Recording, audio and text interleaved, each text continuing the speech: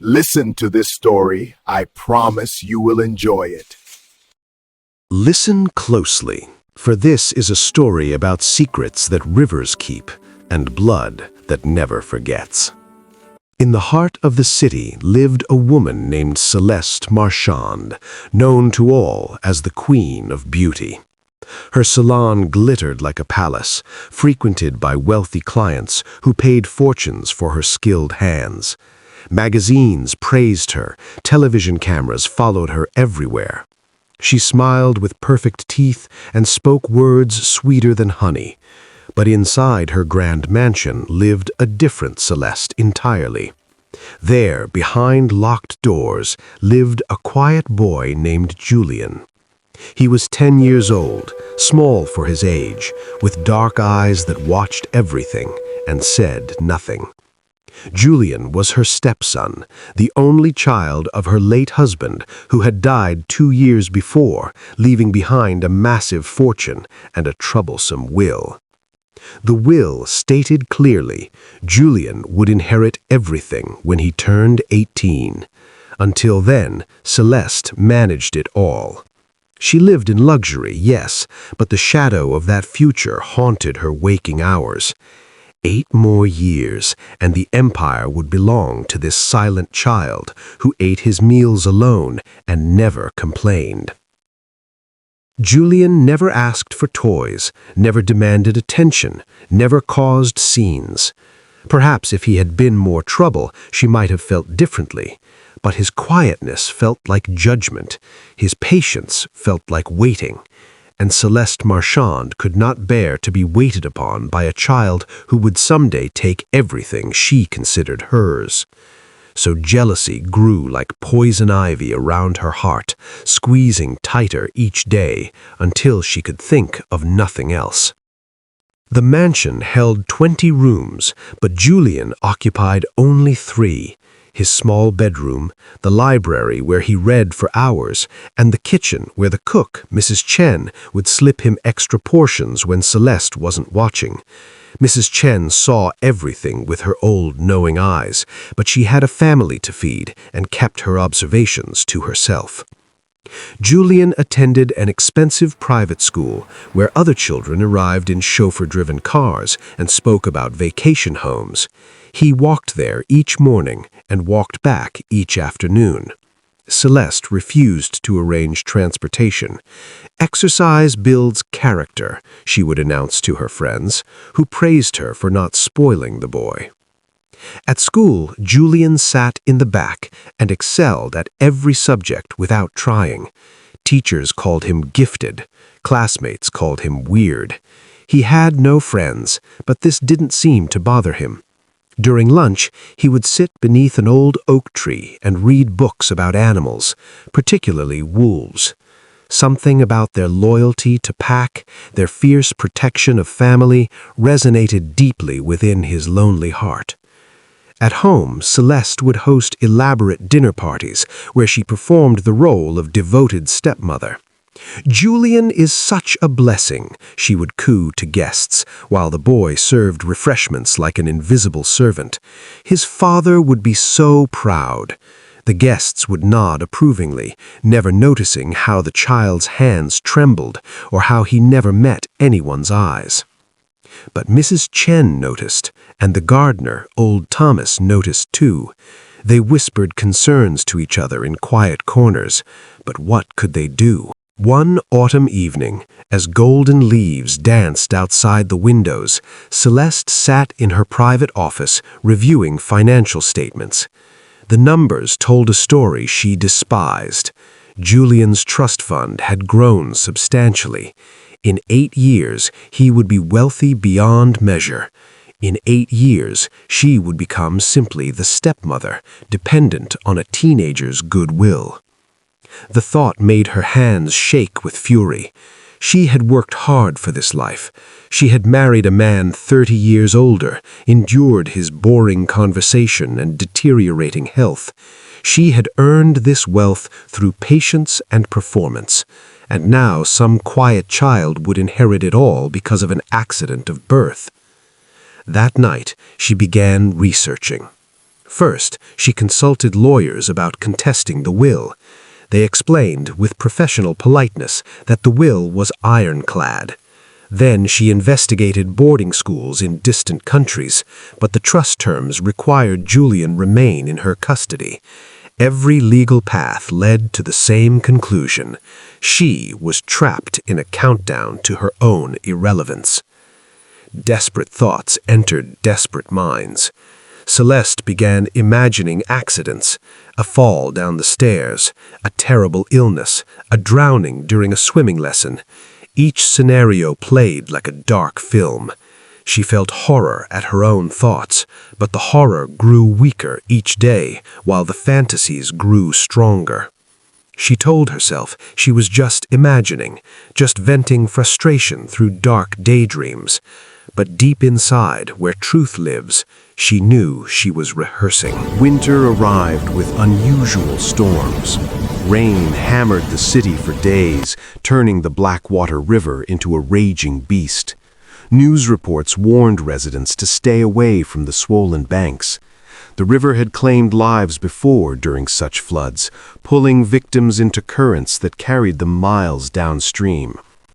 Celeste watched the news broadcasts with unusual focus, her mind turning like gears in a terrible machine. The river, she thought. The river takes things away and rarely gives them back. On a gray Saturday morning, with rain drumming against windows, Celeste called Julian to her study. The boy appeared silently, as always, wearing the simple clothes she provided, never the expensive garments she wore herself. "Julian," she said, her voice dripping with false warmth, "I've been thinking. We never spend quality time together, just the two of us. Your father would have wanted us to be close." She watched his face for reaction, but found none. The boy simply waited. "I have a surprise for you, something special your father left, hidden away.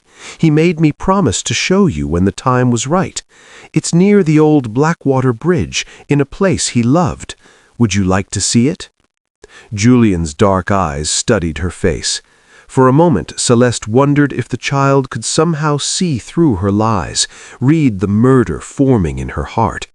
But then he nodded once, accepting as he always accepted everything she told him. They drove through sheets of rain, Celeste gripping the steering wheel, while Julian sat silently in the passenger seat. The windshield wipers fought a losing battle against the downpour. Through the gray curtain, the city slowly disappeared, replaced by empty roads leading toward the river's edge. "Your father and I used to come here," Celeste lied, her voice steady despite her racing heart. "He said the river held magic, especially during storms. He left something for you in the old boathouse, something precious." Julian said nothing, but his small hands gripped his seatbelt tightly. Did he sense danger? Did some ancient instinct whisper warnings? If so, he showed no sign. Perhaps years of isolation had taught him that resistance was pointless, that adults did what they wanted regardless of a child's wishes. The Blackwater Bridge loomed ahead, an old stone structure spanning the furious river. Celeste parked near the abandoned boathouse, a rotting building that leaned dangerously toward the water. No one had used it in decades. No one ever came here, especially not during storms. "Come," Celeste said, opening her door. Rain immediately soaked her expensive coat. "We'll have to walk from here. Are you ready?" Julian opened his door and stepped into the storm. The river's roar filled the air, louder than thunder. Together, stepmother and stepson walked toward the edge of everything. The boathouse stood like a skeleton against the raging river, its wooden walls barely standing. Water splashed over the banks, reaching for their feet. Celeste led Julian around the building, toward a muddy slope that descended steeply to the river's edge. "There," she pointed, toward the violent water. "Your father's gift is just there, in that old metal box. Can you see it?" Julian stepped forward, squinting through the rain. Of course, there was no box, no gift, no treasure. There was only the hungry river and the woman behind him whose heart had turned to stone. As the boy leaned forward, searching the riverbank, Celeste's hands rose like claws. One push, one moment, then freedom from the countdown, freedom from the waiting child, freedom from the future that would take everything from her. Her hands touched Julian's small shoulders. The boy tensed, finally understanding, but understanding came too late. With all her strength, Celeste shoved the child forward into the storm-swollen river. Julian's scream cut through the rain, a sound of pure betrayal that would haunt Celeste's nightmares forever, though she didn't know it yet. The boy's body hit the water and immediately vanished beneath the churning surface, swept away by currents that moved faster than any swimmer could fight. Celeste stood at the edge, breathing hard, watching the river carry away her problem forever. For 10 seconds, Celeste remained frozen, watching the spot where Julian had disappeared. Then she turned and ran back to her car, her expensive shoes slipping in mud. Her hands shook so violently she could barely start the engine. What had she done? What had she become? But as she drove back toward the city, her breathing steadied. Her lawyer's mind took control, building the story she would tell. An accident, a terrible tragedy. The boy wanted to see the river during the storm. She tried to stop him, but he ran ahead, slipped on the muddy bank, fell before she could grab him. She tried to save him, nearly drowned herself attempting rescue. So tragic, so terribly tragic.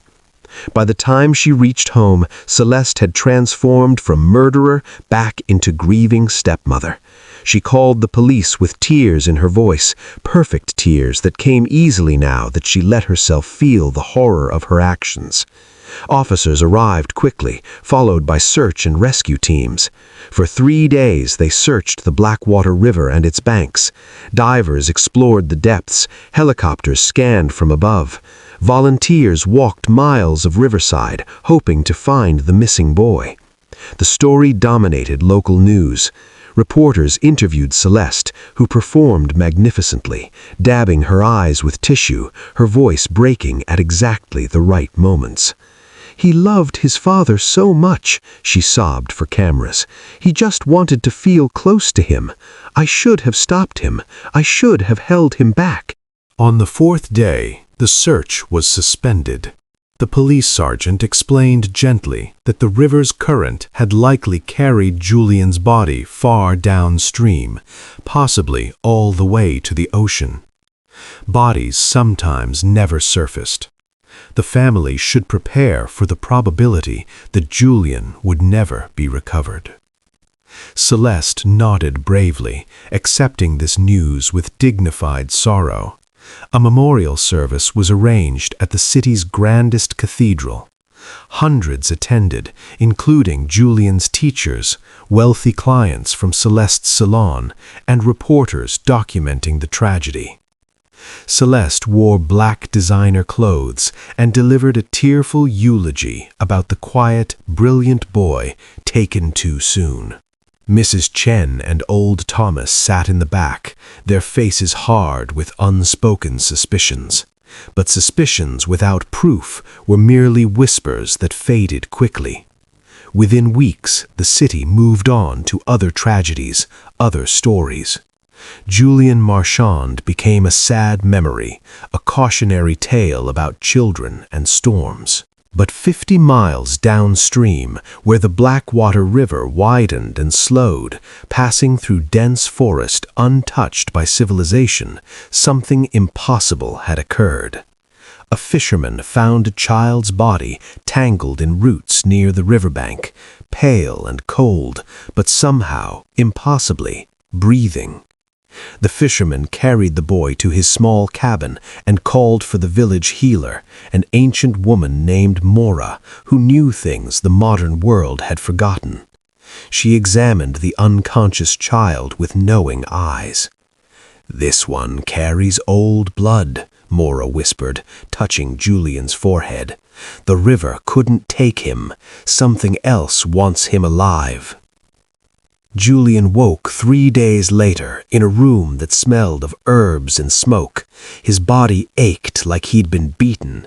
His lungs burned with every breath, but he was alive, which seemed impossible after the river had swallowed him whole. Mora sat beside his bed, ancient and watchful. "Welcome back, child. The river tried hard to keep you, but you're stubborn or cursed. Sometimes they're the same thing." Julian's voice came out as a broken whisper. "Where am I?" "Safe, far from whoever pushed you into that water. Yes, I know you were pushed. I see things others miss." She studied his face carefully. "Tell me, boy, do you dream of running on 4 legs? Do you feel fire in your blood when the moon grows full?" Julian stared at her, confused and frightened. He dreamed of wolves constantly, always had, but they were just dreams, weren't they? Mora nodded as if he'd answered aloud. "Your father's line carries ancient blood, though he never knew it himself. It skips generations, sleeping until awakened by trauma or betrayal. The river didn't kill you, child. It baptized you. The curse that slept in your bones has woken up." Over the following weeks, as Julian healed in Mora's cabin, strange things began happening. His senses sharpened dramatically. He could hear conversations from impossible distances, smell fear and lies on people's skin. His strength increased beyond natural limits, and on certain nights his bones would ache with terrible pressure, as if something inside wanted desperately to break free. Mora taught him everything. She explained that werewolves weren't movie monsters, but inheritors of an ancient bloodline, humans blessed or cursed with the ability to transform.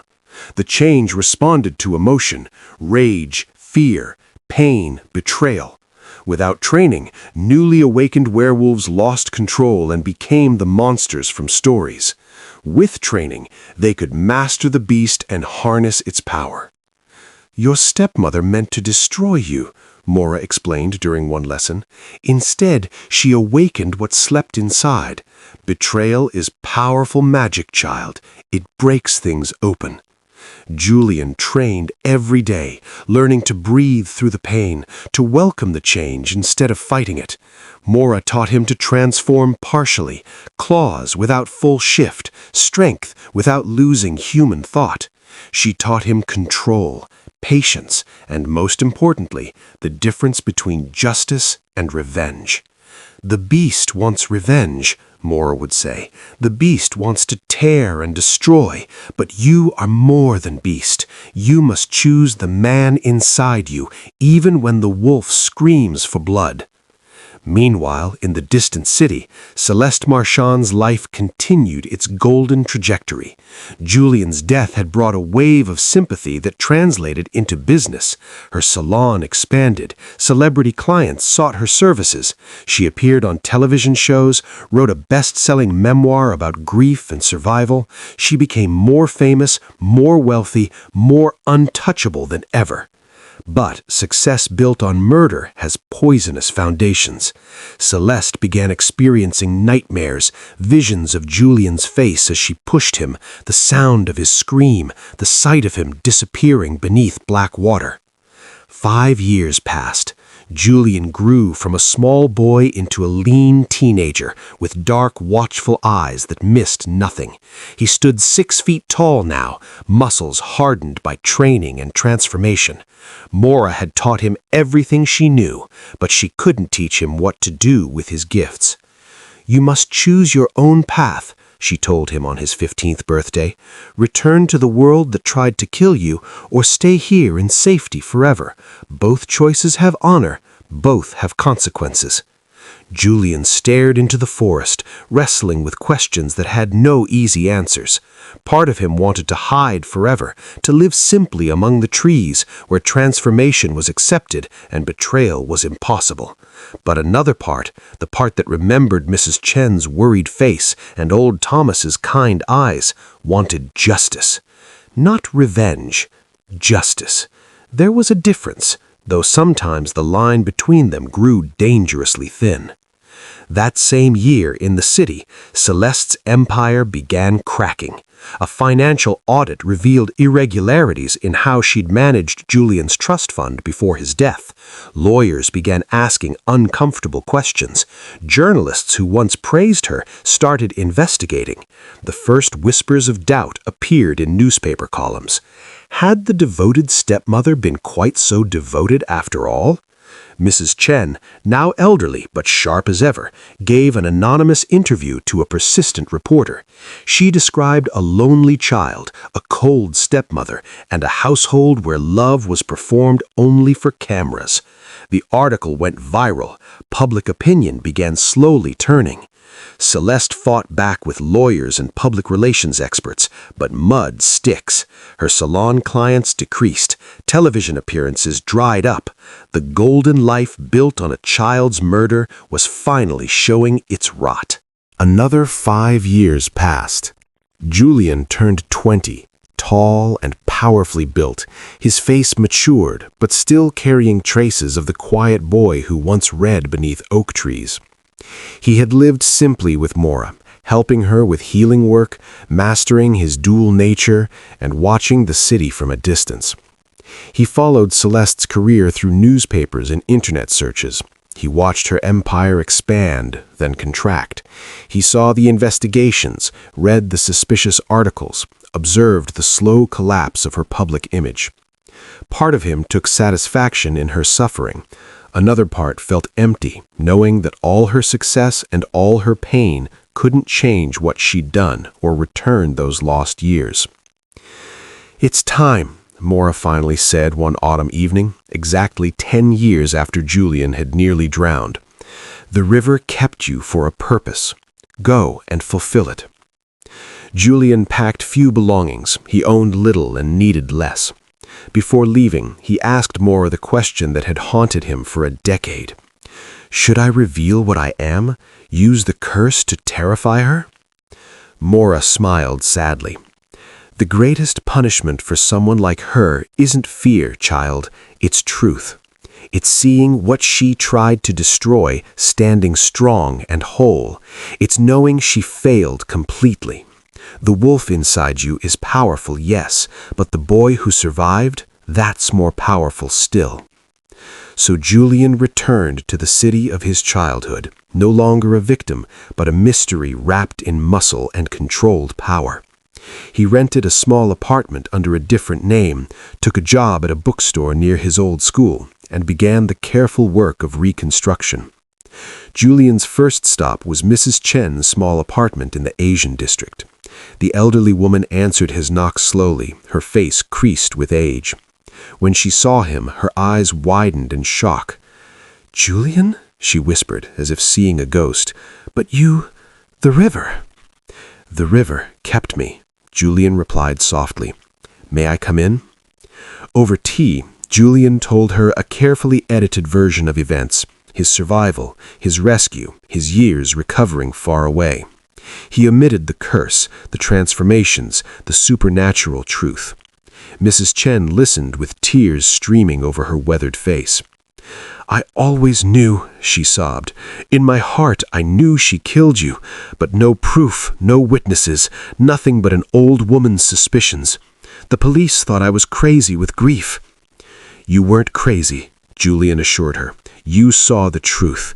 Now I need your help to prove it."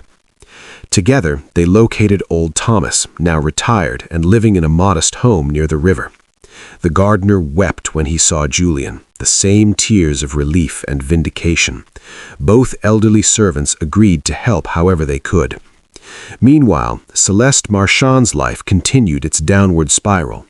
The financial investigations had cleared her of criminal wrongdoing. She'd been greedy, but not technically illegal. But her reputation was destroyed. Her grand salon had closed. Her mansion was for sale. She lived now in a smaller apartment, still comfortable, but nothing like the empire she'd built. Her health had declined too. Nightmares plagued her sleep. Guilt, that stubborn weed, had finally broken through her concrete heart. Julian's plan was simple but required patience. He began attending public events where Celeste appeared, book signings, charity functions, anywhere she'd try to rebuild her image. He never approached her directly, just stood in crowds where she might glimpse his face. Plant the seed of doubt, let her imagination do the rest. The first time Celeste saw him at a children's literacy fundraiser, she froze mid-sentence during her speech. A tall young man in the back row, his dark eyes fixed on her face. Something about his features triggered a memory, but the resemblance seemed impossible. Julian Marchand was dead, drowned 10 years ago. This was just a stranger who happened to look similar. But the stranger appeared again at her next event, and the next, always in the background, always watching, never speaking. Celeste's hands began trembling during public appearances. Her sleep grew worse. She started seeing Julian's face everywhere, in crowds, in reflections, in her nightmares. "I'm losing my mind," she confessed to her therapist, Dr. Rives. "I keep seeing the boy I raised, the one who drowned. Everywhere I go, he's there."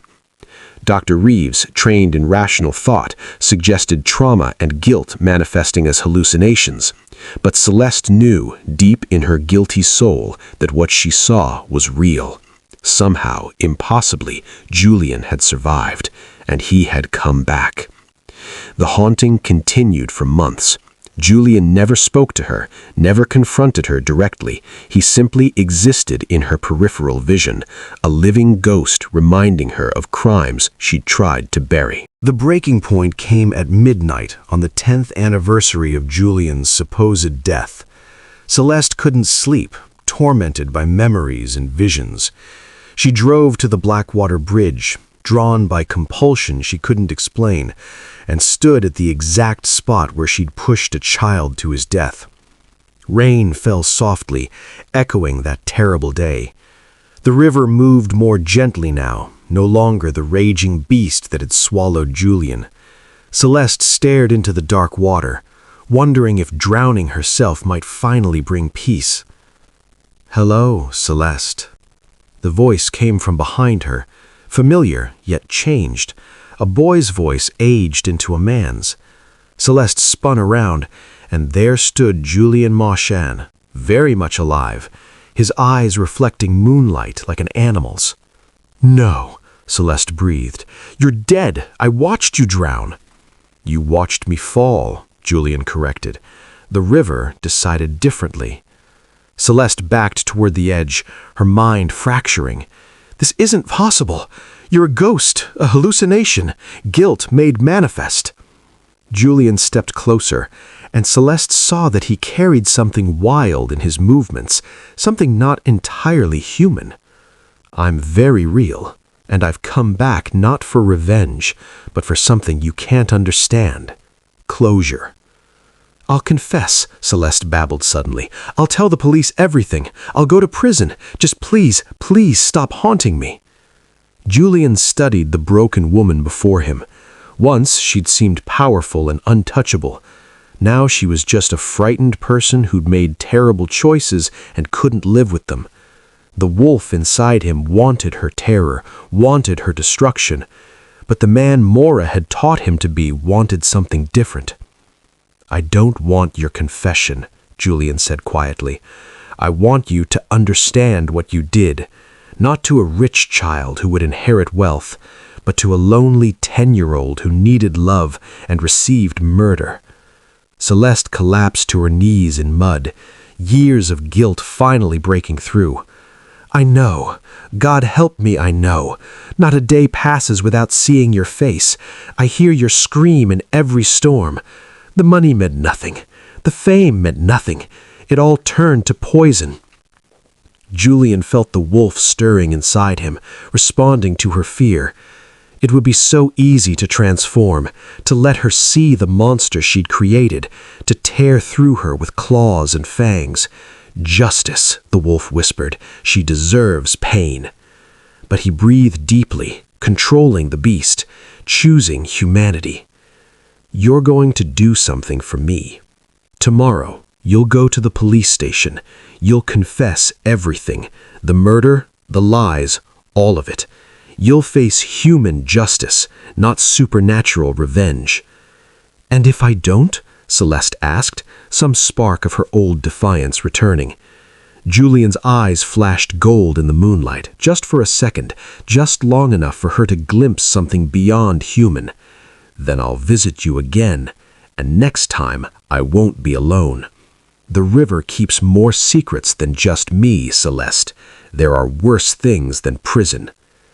It was a lie. There were no other river secrets, no supernatural threats beyond Julian himself. But Celeste didn't know that, and fear was a powerful motivator.